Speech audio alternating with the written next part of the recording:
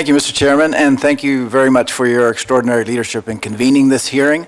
The senators who are on this committee, I would just like to say that I know that you have on this committee before you a whole world of threats and crises, and it's a fair question as to whether or not modern-day slavery actually merits this kind of attention today. And as the leader of what is now the world's largest anti-slavery organization, I just want to assure you of three things. Number one, slavery is as brutal as ever. Number two, it's more vast than ever. But also thirdly, it's more stoppable than ever. So first, it's more brutal than ever, and it's as brutal as it's ever been because violence is still at the core of slavery.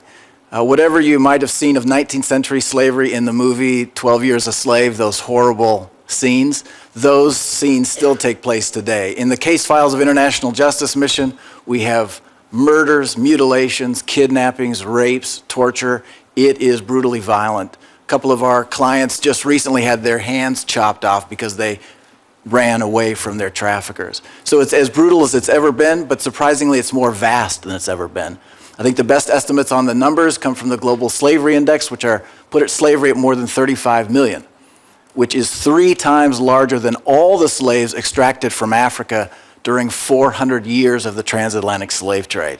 More vast than ever. But thirdly, it is more stoppable than in any other time in human history. So why is that?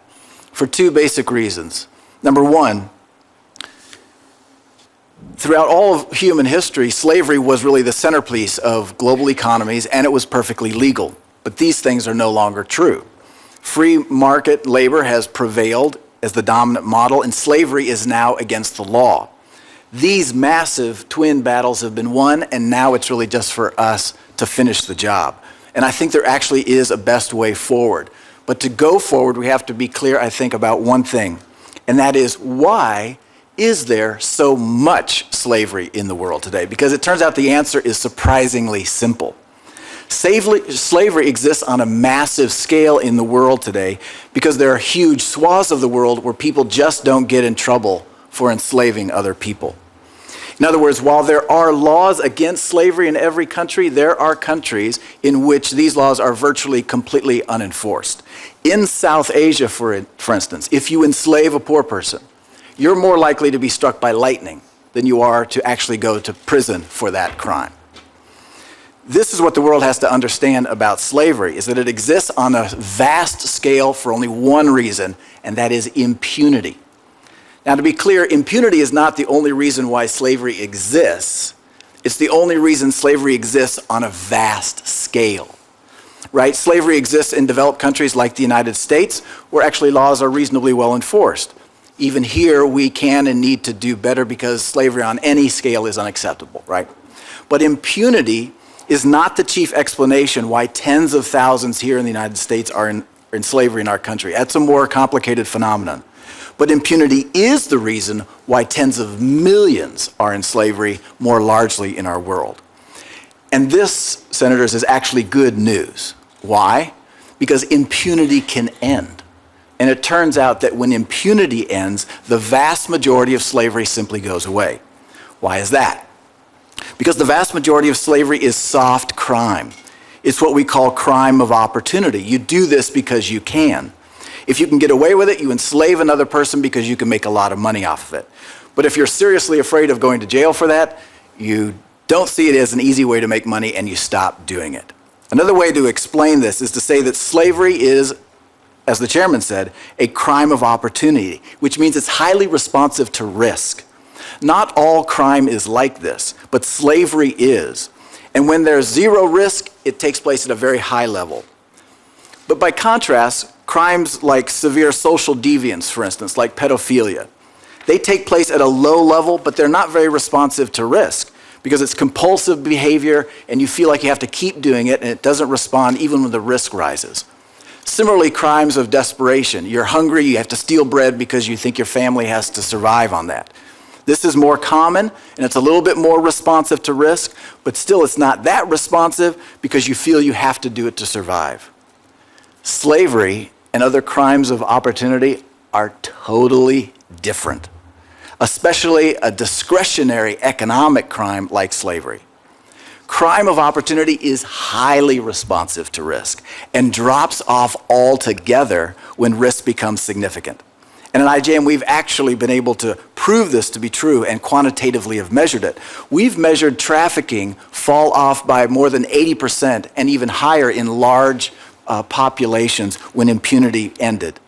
So then the question becomes, in countries where slavery is thriving, is it possible to actually fix broken law enforcement so it actually enforces the law? And at IJM, we've also proven that this is possible.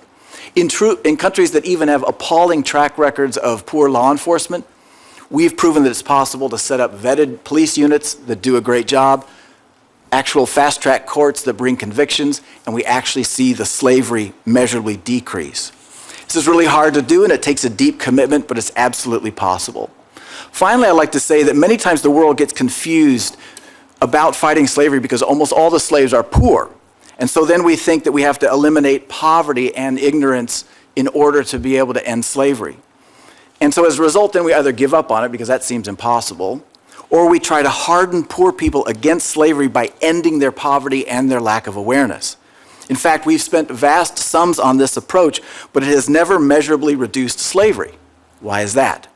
Because the traffickers simply move on to an almost infinite supply of 2.5 billion other poor people who are still desperate and unaware of the threats and of the schemes. And so the traffickers will go wherever they need to go to find them. We should, of course, continue to reduce vulnerability by reducing poverty and raising awareness, of course. But these strategies can't hope to prevail as long as there's an ocean of impunity. Think of malaria, for instance. 90% of all malaria deaths occur amongst the poor. And so you can think, well, we can't solve malaria until we solve poverty. In fact, you just need to stop the mosquito from biting the poor person. And it turns out you don't have to wait for poverty to end in order to dramatically reduce malaria. Likewise, rather than trying to end slavery by ending poverty, which we should do for other reasons anyways, it's proven to be so much faster, cheaper, and more effective to get the traffickers to simply stop even trying to enslave others because they're afraid of going to jail. I believe it's possible, like never before in history, for the United States to lead in a way that is decisive in the fight against slavery by helping stand up and support a pooled fund that will combine public, private, and philanthropic resources that focus specifically on ending impunity and making sure that those who are poor are not vulnerable. Because here's what we've learned, is simply that traffickers are not brave. And currently they walk around in countries where they are as fearful of going to jail for slavery as they are of being struck by lightning. And as long as that's the case, this will go on. But I believe U.S. leadership can change that. And when you do that, then slavery will finally be swept into the dustbin of history where it belongs. Mr. Chairman, thank you very much. Thank you.